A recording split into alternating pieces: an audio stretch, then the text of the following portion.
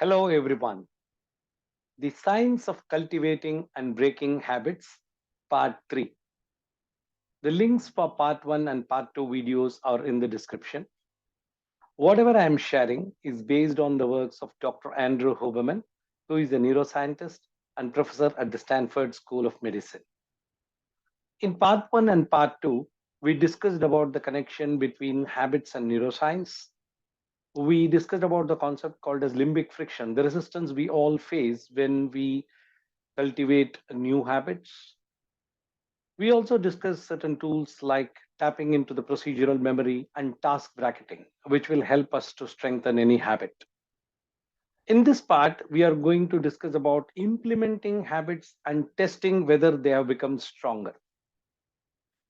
What we need to do for this is choose 6 habits which we want to strengthen, note them down, and then the expectation is we should perform 4 or 5 of these chosen 6 every day.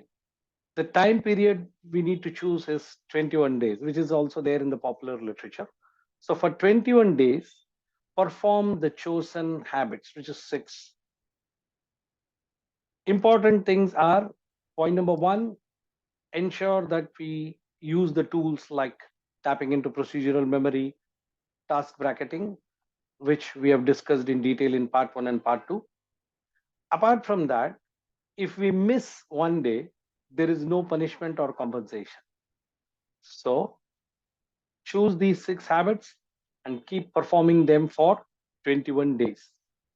After we complete these 21 days, for the next 21 days, what we need to do is we need to observe as to how many of these habits have become context independent.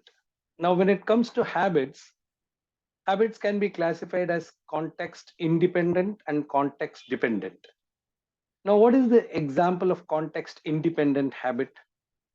Irrespective of the external conditions or our state of mind, we will perform certain habits without any resistance.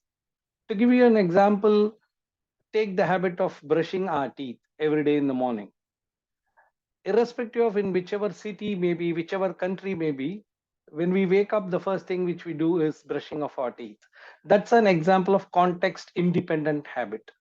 Whereas if a habit is context dependent, depending on the external circumstances and our state of mind, we may not be able to carry out that habit. So if a habit has got strengthened, that means it should have become context independent.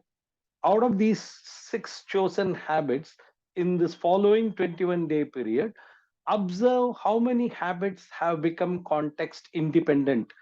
That means how many habits we are able to perform without any resistance. That indicates whether the habit has become strengthened or not. Now, for the observation period of these 21 days, please do not add any additional new habits. Just use it as an observation to see how many of those 6 have become context independent or we are able to perform without any resistance.